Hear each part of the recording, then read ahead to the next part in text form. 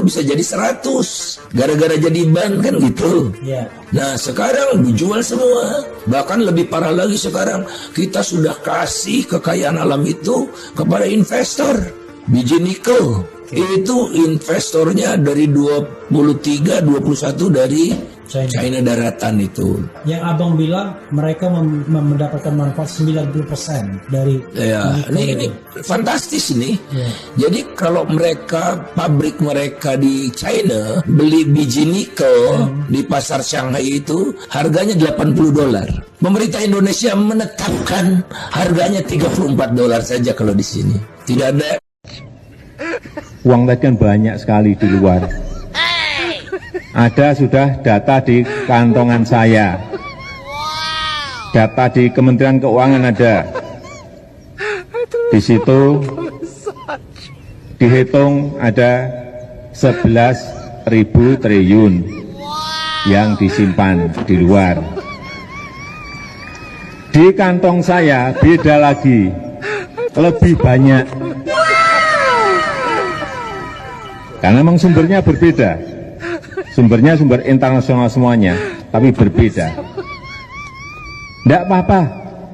Yang paling penting, bagaimana uang-uang itu bisa dibawa kembali ke negara kita. Karena saat ini kita udah tidak ada batas di Indonesia ini antara pengusaha dengan penguasa. Iya, Chinese wall-nya itu nggak jelas gitu ya. Dan itu dibiarkan oleh Pak Jokowi. Pak Muldoko itu bukan sekedar pengusaha, ketua asosiasi pengusaha mobil listrik. Apa yang salah dengan itu?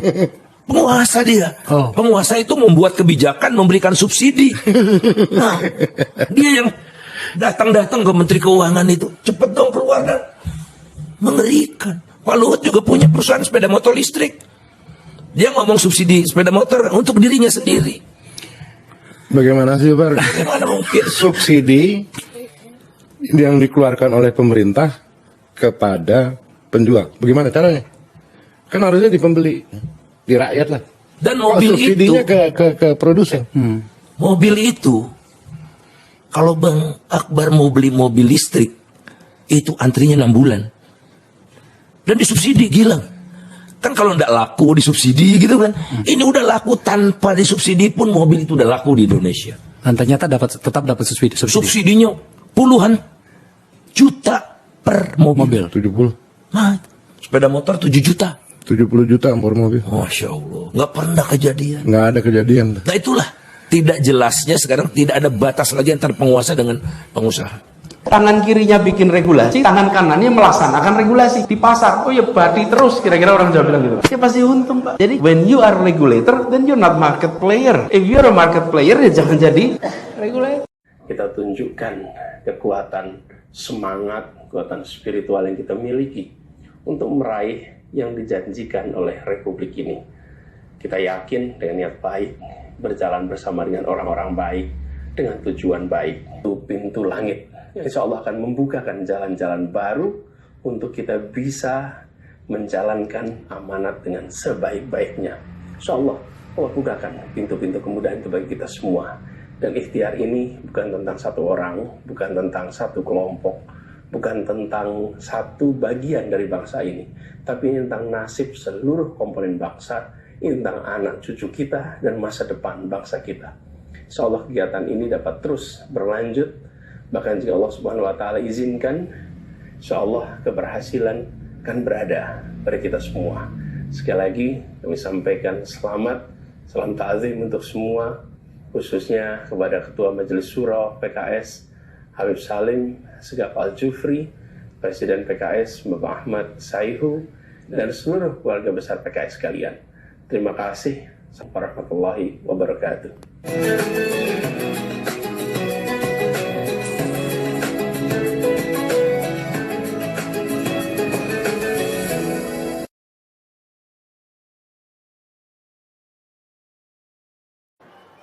Korupsi dan KKN zaman Jokowi lebih ganas dari zaman Orde Baru. Anaknya Pak Harto, Tommy, bisnis baru setelah Pak Harto kuasa 15 tahun. Jokowi kuasa 6 tahun, anaknya punya 60 perusahaan. investasi ratusan miliar. Kebanyakan itu setoran dari taipan-taipan yang bermasalah.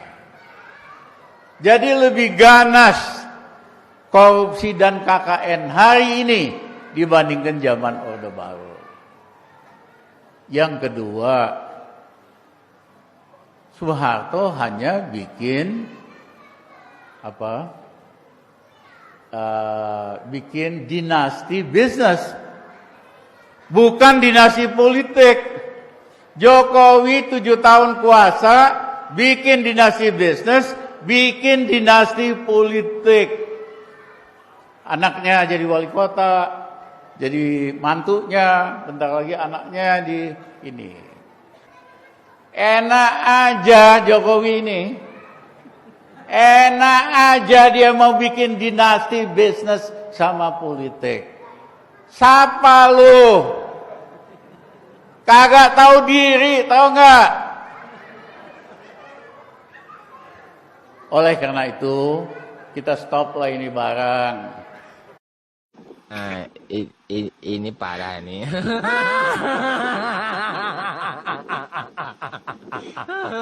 Tenang.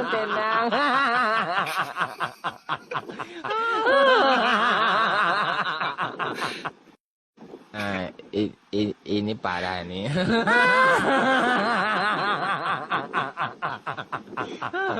Tenang.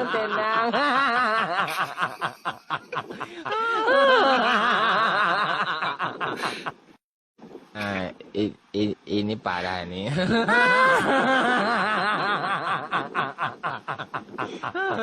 Tenang.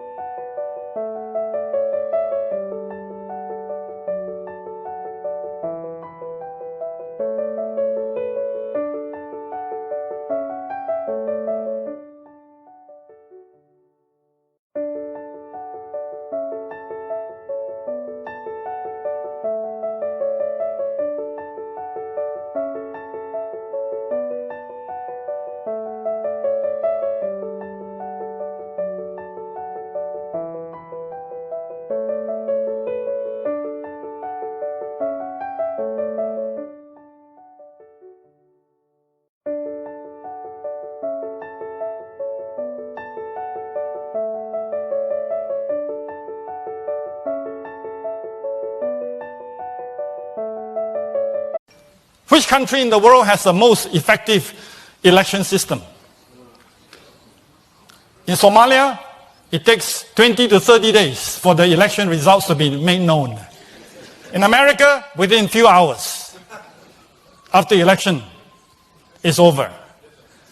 In Indonesia, they know the result before election.